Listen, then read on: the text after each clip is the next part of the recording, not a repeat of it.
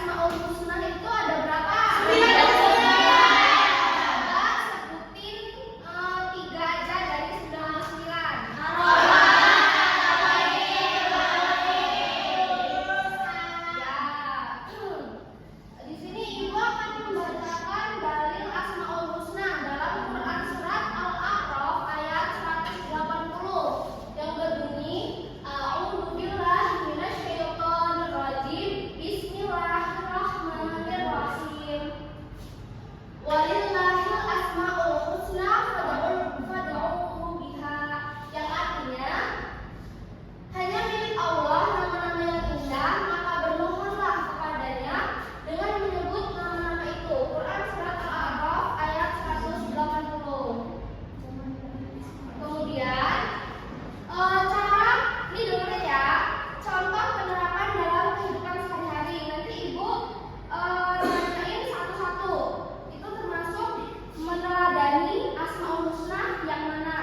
Yang pertama, menolong teman yang kesusahan. Itu meneladani Asmaul Husna yang Ar-Rahman. Terus tidak curang saat ujian. Itu meneladani Al-Adl. Terus memaafkan teman yang berbuat salah. Itu meneladani Al-Ghafar.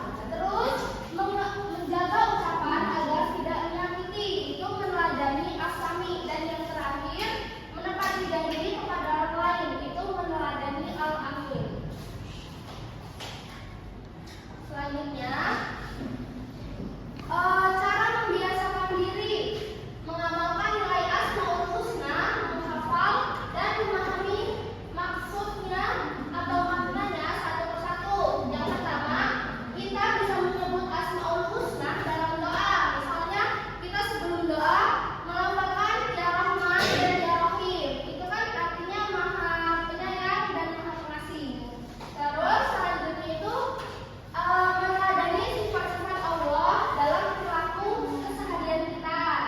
Terus mau mengoreksi diri jika berbuat zalim atau tidak adil.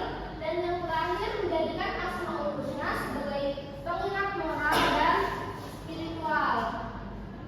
Terus kalau kita nggak mengamalkan Asmaul Husna dalam kehidupan sehari-hari, akibatnya itu yang pertama, jika seseorang tidak meneladani nilai-nilai dari Asmaul Husna, maka hatinya menjadi keras dan sombong, lupa bahwa Allah itu yang Maha Kuasa.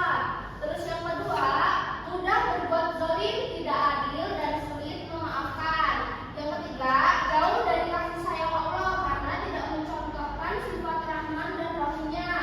Dan yang terakhir, kehidupan jadi tidak tentram dan kehilangan makna.